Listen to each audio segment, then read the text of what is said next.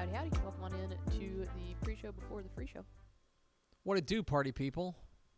On a chilly Monday. None of that's true. It's Tuesday. It's Tuesday and it's temperate. Yeah. None of that's It's cold true. in here.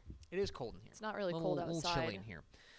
I'm Greg. That's Ashley. Pickle. You're a brunch person, right? Yeah, I really like brunch. You like brunch? Not even a hesitation. Like if you were to rank your favorite meals of the week, like there's 20. Let's say there's 21 meals in the week, right? Okay. Not counting snacks. Brunch would be top 5? Oh, easy.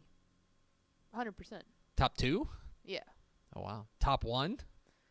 Well, it depends on how you feel about, like, brunch replacing breakfast. Like, and I don't even like eating breakfast at breakfast time. I just like breakfast foods. Yeah. Which brunch encapsulates breakfast food. So, yes, I would say number 1.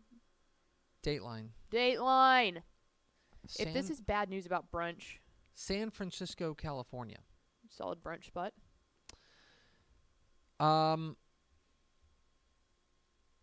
There is a new rule that's going around a number of different brunch spots in San Francisco. Okay.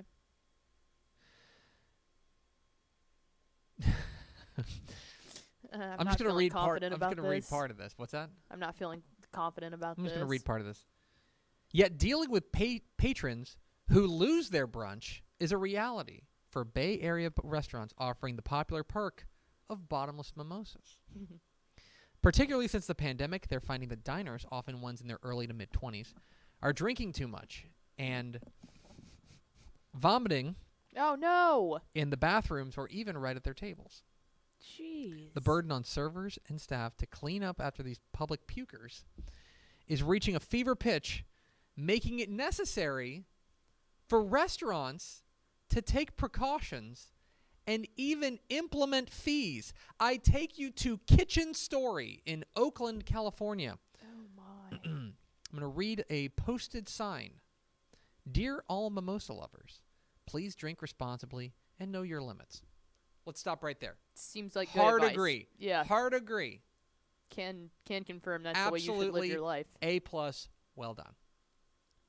A $50 cleaning fee will be automatically included in your tab when you throw up in public areas. Thank you so much for understanding. Smiley face.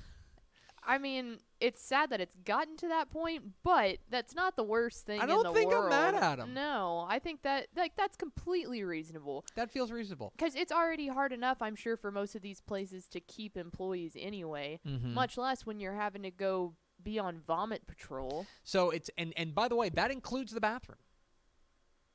Yeah, I mean, I think that's good. I think we need to. I think we need agree. to disincentivize that kind of behavior, right? Yeah, if you're getting drunk enough at like 11 a.m. to need to go throw up in the bathroom, like, do that at home. I agree. Like, that's. I'll tell you, the only time I've ever run into that, not that in particular. This was years and years ago, and my wife and I were out with, we were probably married. It was in Dallas. We were out with friends on New Year's Eve, and a friend of ours, she was with her husband. We were, a couple friends, and we were heading back to the hotel rooms that we had gotten, and we were in an Uber, and she had indulged a little bit too much on New Year's Eve. Yeah, and had a reversal. Not in the Uber. In the Uber. Oh, no. In the Uber.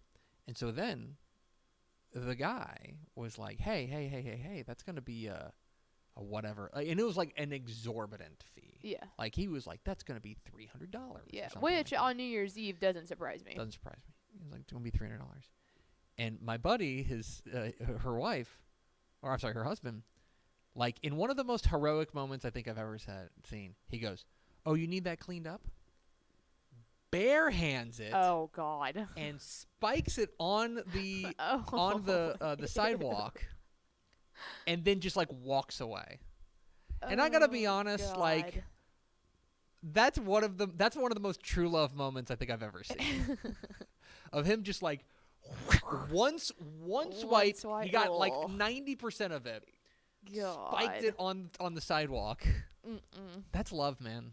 That's love. Anyway, watch what you drink, especially at brunch. Yeah, yeah. That's why I can't imagine getting to the point of throwing up at the table. At the table, that's at brunch. Like, I expect that kind of stuff when I'm going out to a bar late at night, but like at brunch. Yeah. Anyway, hit the theme expo. Pickle. Hit the arid sound.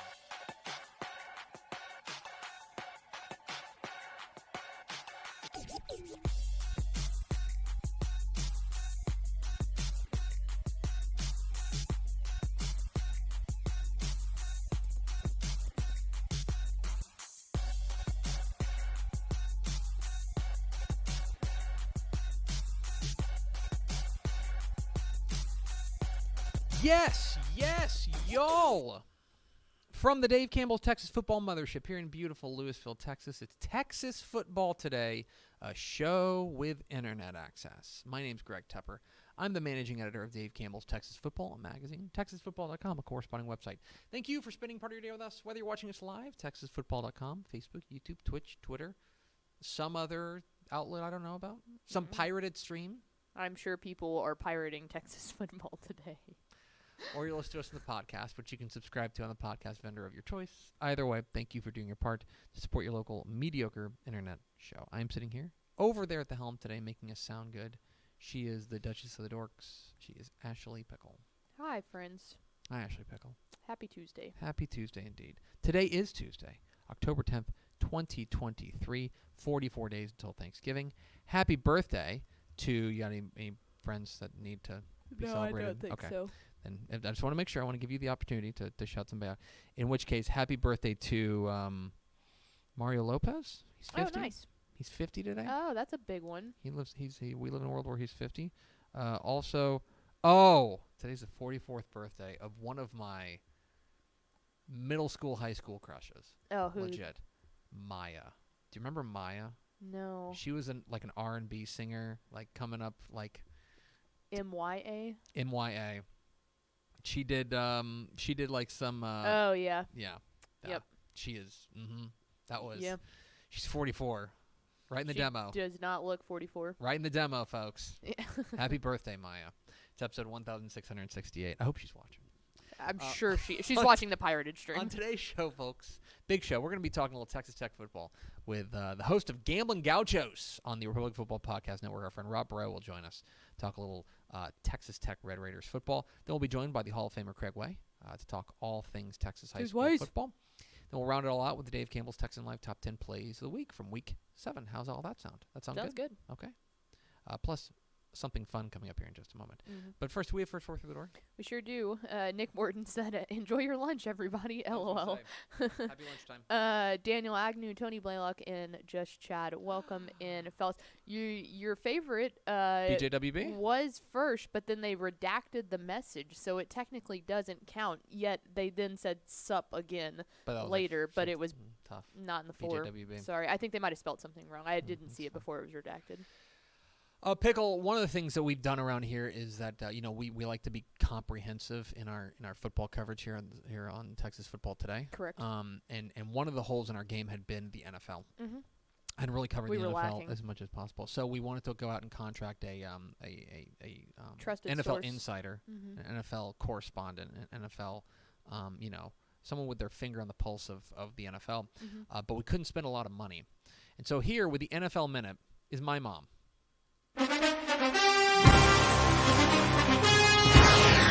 Hi, this is Tep Mom reporting the NFL moment for this week. I'm going to recognize E.J. Speed of the Indianapolis Colts. He is a linebacker. He had 7 tackles this week.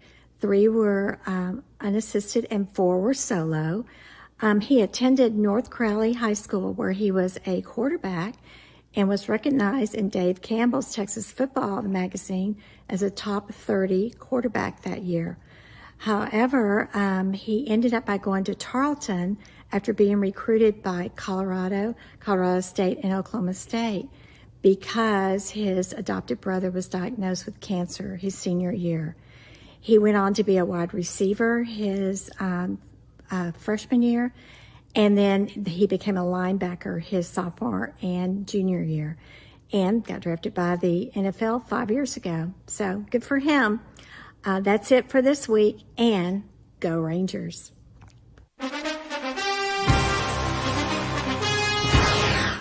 Thanks, Mom. Our NFL insider, my mom, with her NFL Minute. And go Rangers. And honestly, I feel like that's all you need to know about the NFL each week. So, You cannot prove me, like Adam Schefter who? What else is there to know? Nothing. Anyway, thanks, Mom. Love you. Pickle, let's go to the hotline. It's time to talk a little Texas Tech football with the host of the Texas Tech podcast of record, Gamblin Gauchos, on the Republic Football Podcast Network. We're joined by our friend Rob Breaux. Rob, how are you? Good. How are you guys? We're great. How are things in Lubbock? Oh, they are bright and shiny today. Yeah, that's about par for the course. I would imagine they're brighter and shinier these days, coming off of a big win Saturday night in Waco. I want to go back to maybe the 24 hours before the Baylor game and then the 24 hours after the Baylor game. How did what happened Saturday night maybe change the feeling around this program in 2023? Yeah, I mean, it gets you back to 500. You're feeling pretty good there. The 24 hours before, very uneasy about the season still, I think. Coming off a win against Houston, but let's face it, Houston isn't very good, and maybe Baylor isn't either. I don't know, but you feel pretty good about beating a team that just house-wrecked you last year in Lubbock. You come back and get to do the same to them on the road. Another road win, Joey's second of his career as a Red Raider, with 6 losses. So that was kind of a monkey off the back feeling as well. One thing we talked about, because obviously this year the loss to Wyoming on the road ended up looking like a pretty decent loss. They lose to Oregon as well before they lose to West Virginia. One of the things that I'm interested in this particular with Texas Tech is Joey McGuire. Obviously, for about the first 18 months of the Joey McGuire era, it was nothing but good vibes around there. Is there a feeling that maybe, I know nobody's trying to run him out of town, but is the feeling maybe that, okay, we've exited the honeymoon period and now we're settling into what the Joey McGuire era is going to be out there in Lubbock? Yeah, I think so. That's an interesting question because the recruiting has helped Joey a lot. You haven't recruited like this, ever in Lubbock consistently. So that has been a very good fallback. But I think so. And in some ways, this feels like year 3 for Joey because he got here so early in that first year, like in October. So he got to recruit, 3 months of the first season. And then, that bowl game really felt like a Joey McGuire bowl game against Mississippi State. So it's been a long time since Joey's been here, it feels like in some ways, but in other ways, it's just year 2. And it's just 6 games into year 2. So I would say in a lot of ways, yeah, the honeymoon period does feel like it's over because of a couple losses early in the year. But in the same way, you have Micah Hudson on the commitment list. You've got some other 4-stars, high 4-stars that you haven't been flirting with as a commitment list in a long time, ever. And so in some ways, yeah, it feels like the honeymoon phase is over and you better start winning some games. But in other ways, all of this talent, the freshmen that are playing defense, the commitment list, I don't want to say signees yet because they're not signees, but the guys on their way, hopefully. It still feels like you're pretty new and fresh with Joey McGuire. Talking with Rob Breaux of Gamblin Gauchos on the Republic Football Podcast Network here on Texas Football Today. Get involved in the conversation at #TF Today. The quarterback situation out there at Lubbock has certainly been interesting. Tyler Shuck starts the year, flashes at times, looks really good. You can see why he won the job, but he gets injured. the guy can't catch a break. He gets injured, out for the year, and now it's going to be the Baron Morton show. So far, so good. You are what your record says you are, and he's 2-0 in their starts in the games that he started. What have you noticed as far as the difference is concerned, or as far as the difference from the offense with Baron Morton at the helm, maybe versus what we saw with Tyler Shuck in charge? They finally started handing the ball off to Taj Brooks more often than not. I mean, that's the difference. Baron Morton is a very good quarterback. I've wanted to see Baron Morton for a long time. He's been in Lubbock for several seasons, and I wanted him to get more playing time. Obviously not with an injury, but Taj Brooks has been the difference of the offense in the last 2 weeks. You've scored more than you have all year because you're handing it off to Taj Brooks, and he's getting 170 yards. And then Baron Morton is throwing to guys that are open because Taj Brooks opened up the offense. And I don't want to say anything ill of Baron Morton because he threw two really good balls. One, a back shoulder fade to Coy Aiken, which you probably don't get from Tyler Shuck, and then one that dropped in the bucket to Baylor Cup. They called him Raider Cup this week. So you do have those really good throws that you see from Baron Morton, and he does flash as well, but he's turning around and handing the ball off, and that's why the offense is successful. On the other side of the ball, on the defensive side, the numbers have been improving. This was a defense last year that ended up finishing, in the 108th in total defense. They're in the top 70 right now. Top half of FBS. What is the feeling? What is the feeling overall around this defense right now, which certainly has had its share of struggles here and there, but does look like there's maybe a nice step forward, either in progress or on the horizon? I don't think defense in Lubbock gets enough credit. Mm-hmm. For decades, nobody cared about the defense. Then when you have some success, I don't think it gets talked about enough. I think Tim DeRuyter is a really, really good defensive coordinator. And again, I don't know that as many people know. You're playing 5 true freshmen at times on the defense, maybe not at the same time, but over a night. You're playing a redshirt freshman at middle linebacker since game 1 because of an injury. This is a defense that's going to be really, really good in 2 years. They are pretty good right now. And I think, beyond the first half against Donovan, Smith, and Houston, this defense has been really good since the West Virginia game. You give up 20 in regulation, you should be able to win that game on the road. You give up 20 to regulation to Wyoming, going all the way back to the beginning of the year, you should be able to win that game. You give up only 31 to Oregon on defense, which is a prolific offense. I think this defense has been really good all year, depending on the competition. And that stretch between the second half of Houston and that Baylor game, those 6 quarters have been really good. Rob Breaux of Gamblin Gauchos here, talking with us here. One last question. This Saturday, Texas Tech welcomes in Kansas State, entering as a 1-point favorite, which is interesting considering the recent history of Kansas State. And I think this has gone a little underreported, but boy, Kansas State has really had Tech's number of late. They've won 7 straight over the Red Raiders. But this is a wounded Kansas State team coming off of a pretty ugly performance against Oklahoma State last week, and Tech obviously riding high on 2 straight wins. What are you going to be watching for on Saturday that would spell success for Tech, and what are they going to need to do to come out with a win? Yeah, it's last 7, but 1-9 in the last decade. Oof. Yeah, and like 16 in the last 20. I mean, it's been ridiculous. You have to play clean on special teams. That's something that Kansas State always does really, really well. And you have to run the ball. Kansas State is a really good defensive team against the run this year.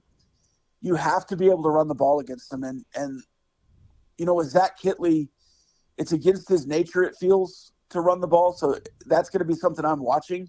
Is he going to go away from it? Is he going to be able to stick with it? Is he going to be able to put his nose on the grindstone when it doesn't work in the first quarter and go back to it in the second and third?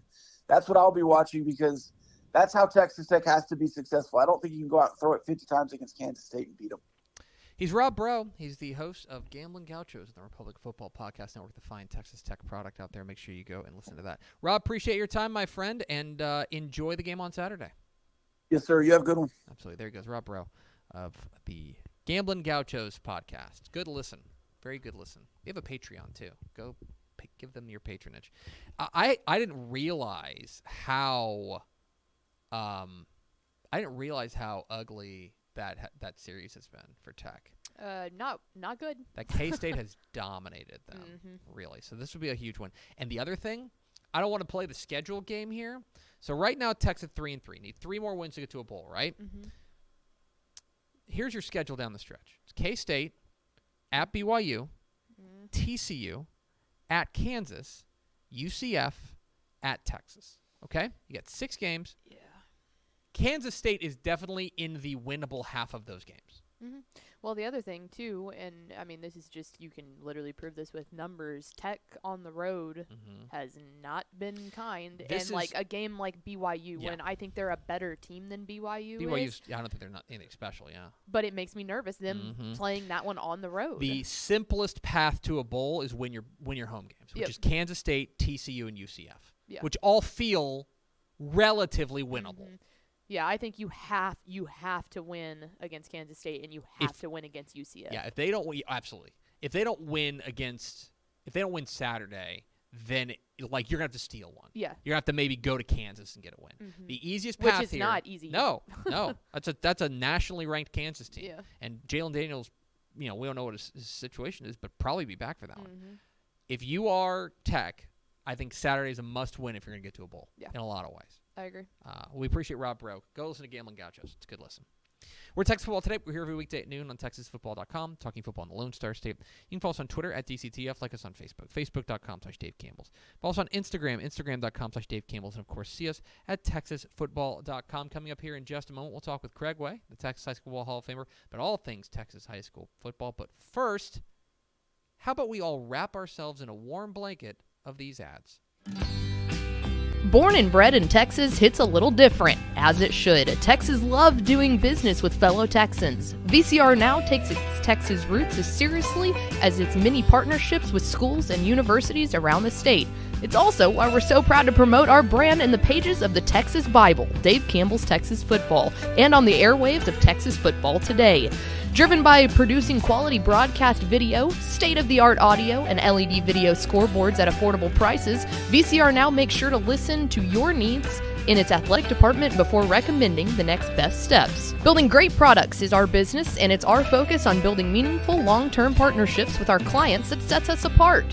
From our 24/7, 365-day help desk, the training lab in our hometown of Red Oak, or our sports marketing business plan that puts money back in the hands of our athletic departments we support, VCR Now is built to last. Reach out to us today at info@vcrnow.com or by calling 855-GO-VCR-NOW. Again, that's info@vcrnow.com or by calling 855-GO-VCR-NOW.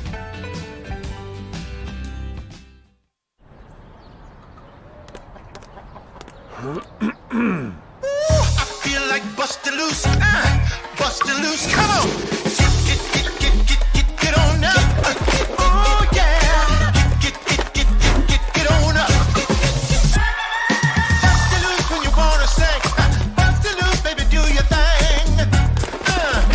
Talking about bustin' loose, yeah.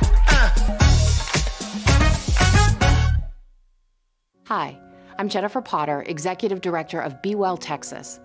Too many people are struggling alone these days, and alcohol and drug deaths are increasing.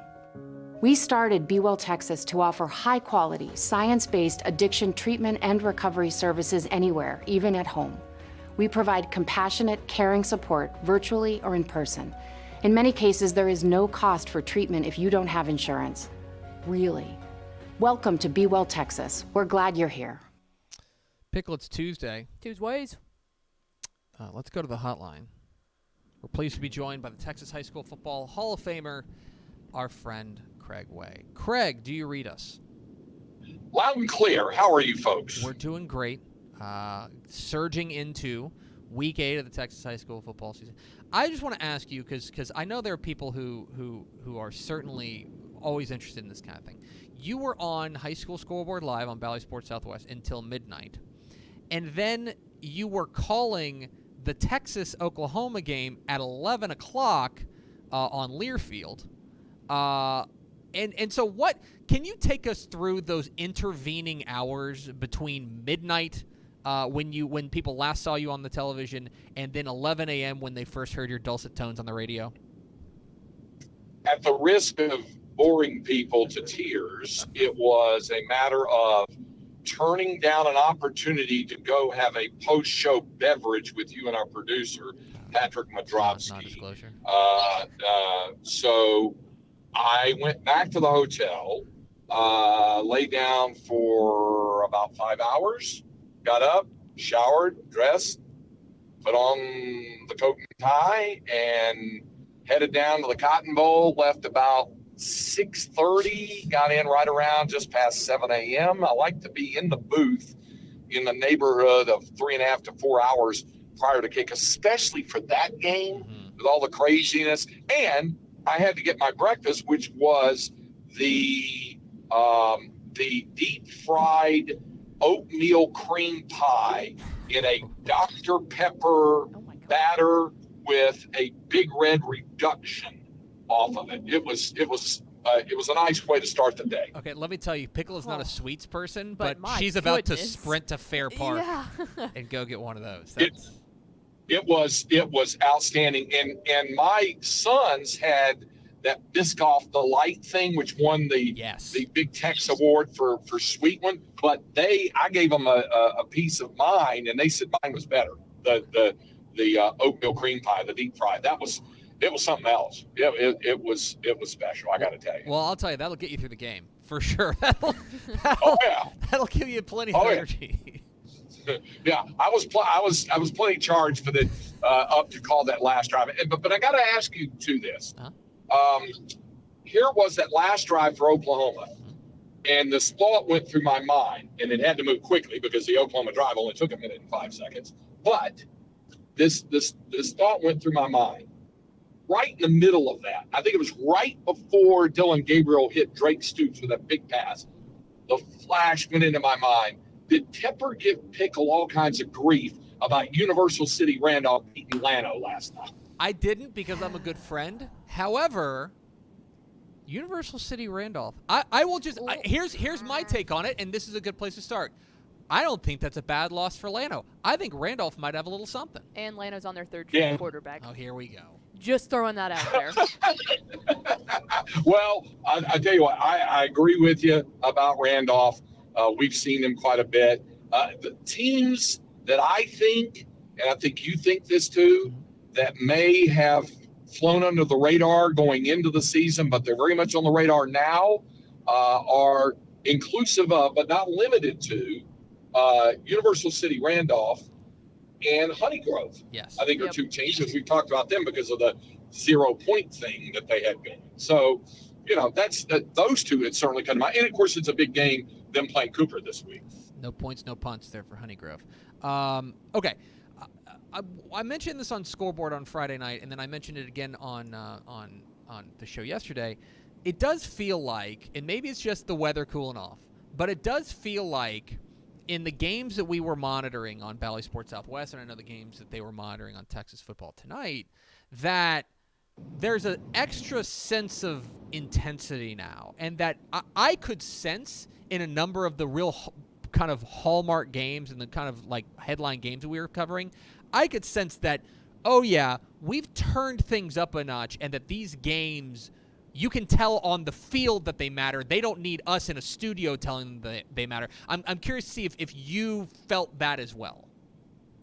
Yes, I did, and it wasn't just because we had the uber ultra dramatic open to our show with the voice guy going, "It's district play. It means something more now." That kind of thing. I agree with it, by the way, and it did, and I think that intensity does ratchet up. Coaches tell the kids that. Here's the other thing that comes in along with that. It's almost organic. I'm not even talking about the numeric value of district play and the importance of it. It's somewhat organic with kids because they're playing teams they know pretty well, sometimes very well, sometimes arch rivalries, or at least somewhat. Let me give you an example. In the greater Austin area, in the Round Rock Independent School District, Round Rock has gotten off the deck from an 0-3 start. They got a huge game with Vandegrift this week, and it's big. Westwood has had a nice start. They're kind of wobbling a bit, but they're still trying to stay in playoff contention. Stony Point is struggling, and Cedar Ridge is struggling.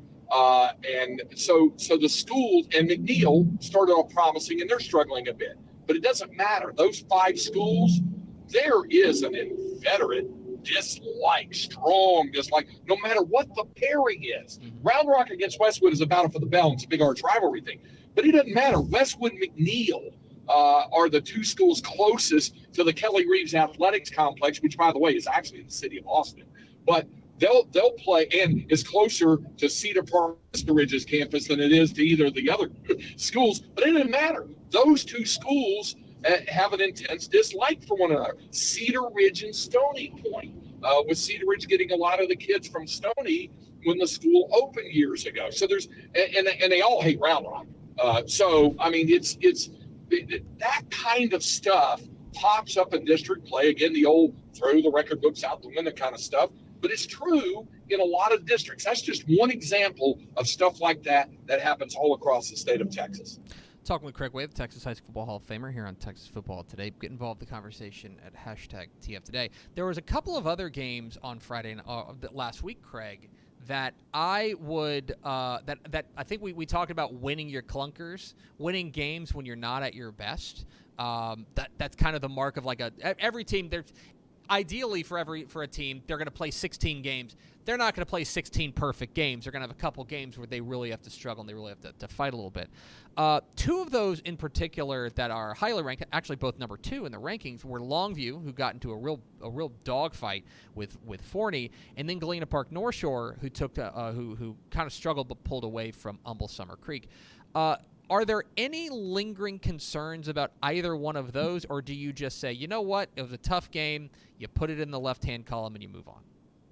I think they're 2 different things there, Tep. I think in the case of Longview, I think that was a bit of a clunker in that situation. No disrespect to Forney. And on the show, I referred to Coach John King as the king of clunkers. And what I meant by that in the most complimentary fashion was that he can get his team to push through the wall when they're not at their best and still register a win. There's a knack for that. There's a talent for that with coaches. In the case of the other day, I think some folks might have been selling Summer Creek short. I think they're good. Now, the pedigree of North Shore ultimately emerged, but I think Summer Creek could be dangerous in that D2 bracket once we get on into the postseason.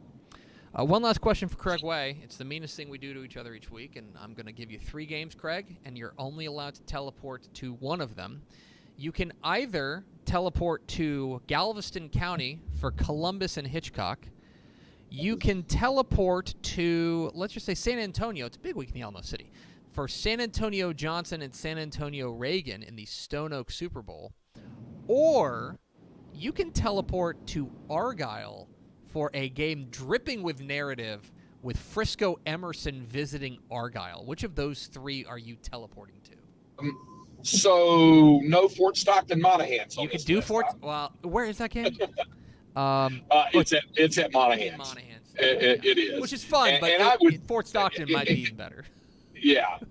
I think that that's going to be a supreme challenge for Fort Stockton. But I would probably go with Argyle Emerson, because we're going to see maybe one of 2 things happen. We're either going to see Argyle shake off the rust and the disappointments of what they've had early as they start to try to get their legs underneath them again and reestablish themselves as a contender, or we're going to see the new sheriff in town. We're going to see Kendall Miller, and we're going to see Emerson be extremely rough customers. I like that. Now, Hitchcock Columbus is just. That's, we like to say rock fight, taffy pull, slobber knocker, all of the above. That's going to be a lot of fun. I'm glad we've got Shelby Coppage at that game for us for the Scoreboard Live and for Texas and for Football Friday. That's going to be a lot of fun, I have to say. And I mean, Isabella Radovan will be at that Stone Oak Super Bowl. That's going to be a lot of fun. So this week you are being particularly mean because there's a lot of good games out there that have what is it? Abilene Wiley and Lubbock Cooper. Yeah, it's a really this good week. Or is it Ryder? I'm trying to remember. Anyway, you got it both. It's Abilene Wiley versus Ryder, and it's Abilene High versus Lubbock Cooper. It's a big week in the Big Country too. Yeah, that's what I was doing. I was conflating the two matchups, but they're both of those are big, and so this is a big week, which rolls it all the way back to your original point about district games and how they're starting to reach critical mass now. China Spring, La Vega. There's games that are really, really important all across the state of Texas this week. He's Craig Way. He's the Texas High School Football Hall of Famer.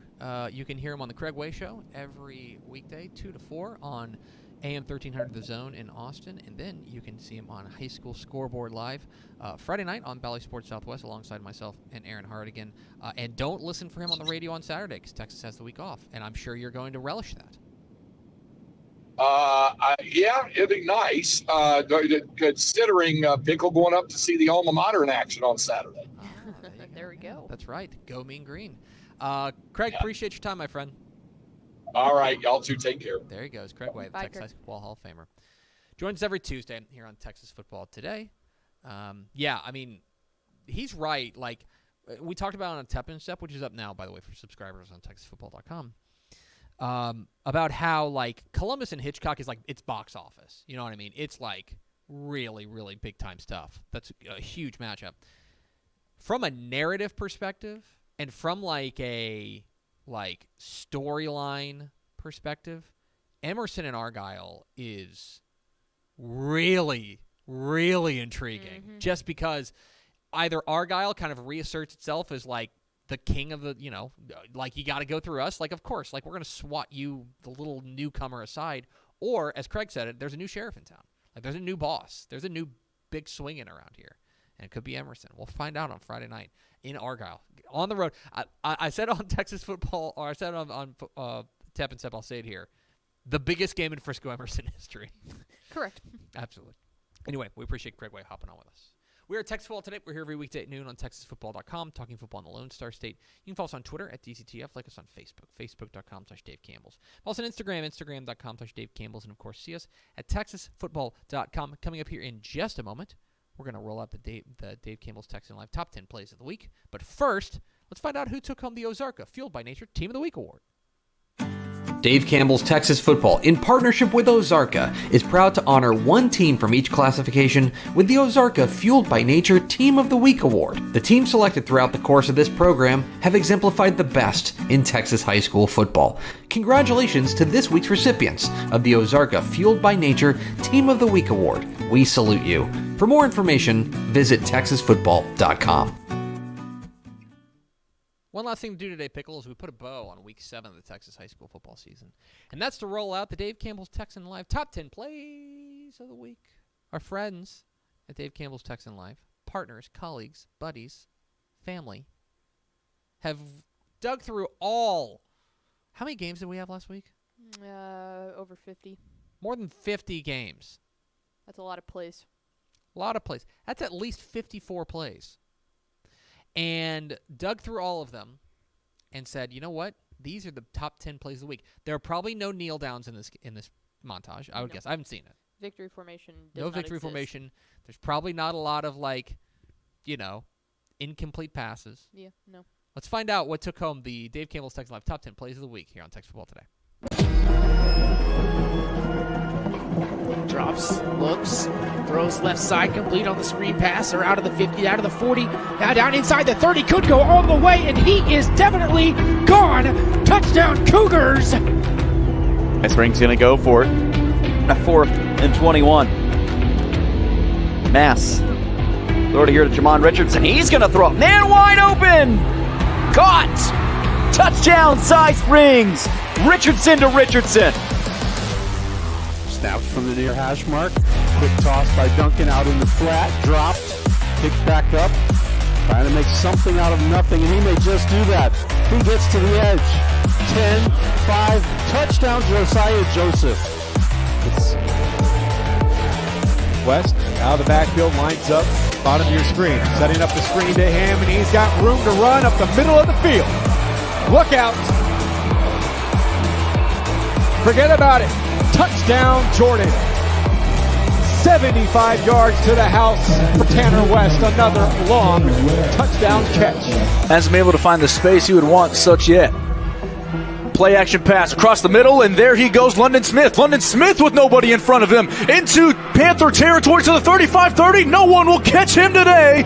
Touchdown, London Smith. 81 yards for the sophomore wide receiver. On 2nd and 6, now throwing right a high pass, and it's into the hands of Surratt. Are you kidding me? First on offense, now on defense. A tip pass. Logs here from the 40. Sunday gives it off up the middle. Here goes Hubert Thomas. Thomas staying on his feet inside the 20. Thomas cutting upfield inside the 10. Thomas for the touchdown. King here, 3rd and 14 for Kingwood from the 20. Hargrave fires on the screen. It's picked off by C.E. King. It's Kamar Kimball to the end zone for a pick 6. Big man touchdown for Kamar Kimball. And formation. Bynum, play action pass, flushed out right. Got to get rid of it across the middle of the field, and it's caught at the 45-yard line into Panther territory, and here it goes to the 30, 25, 20. One man to beat inside the 5, and on cue again, touchdown University.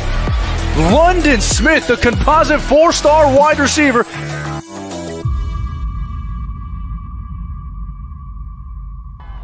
Alex Harnett just came in. Cuts it all the way back across the field. He's got a first down and a whole lot more, and he's going to take it the distance. 47-yard touchdown, Kyle Sheffield. There it is, your Dave Campbell's Texas Live Top 10 Plays of the Week. Went black there for a second. Went black there for a second, and number one was just like MIA there for a second. Great play, though. Great play. My opinion, and certainly nobody asks me, and they shouldn't, always can go with the fat guy touchdown. Oh, correct. That should have been number one. That's my take. My take. You got a fat guy touchdown. Should be the number one play of the week. That's you can send your complaints down to the Houston branch of Texan Live. Send them to T-Pup and all those boys. Yes. Anyway, we appreciate those boys putting it together. The Dave Campbell's Texan Live Top 10 Plays of the Week. Let's go over to Ashley Pickle for America's second favorite segment. Final thoughts. I always like to remind everybody that if you missed any of the action on Texan Live, all the games are available for video on demand. So you are welcome to, at any point in time, go back and catch up on some games, see any of those plays or kind of where it played out. But if you just want to sit around and watch football for 24 hours, you could every single day of the week. Yeah, but I mean, you can. But the thing about that is, like, yes, go to TexanLive.com and go watch that. But like, what I'm concerned about is, like, if I want to go back and I want to watch Texas football tonight, your live show on Friday night. If I want to go back and relive it, I don't want to pay to watch it. And you don't have to. Texas football tonight is for free, live and on demand. So I can just go back and watch it like right now. Anybody can for free, like $0. $0. Negative dollars. You get to keep all your dollars. Giving things away. I don't know if that's a good business model. Got to be honest. Yeah. Take advantage of us while you can. Correct. It's going to do it for us. Thanks for spending a little bit of your day with us. Follow us on Twitter at DCTF. Like us on Facebook, facebook.com/Dave Campbell's. Follow us on Instagram, instagram.com/Dave Campbell's. And, of course, see us at texasfootball.com. Thanks again to Rob Breaux of Gamblin Gauchos and Craig Way, the Texas High School Hall of Famer, for being our guests. For Ashley Pickle, I'm Greg Tepper. Vince Young, please meet your Player of the Year trophy. We will see you tomorrow on Texas Football Today.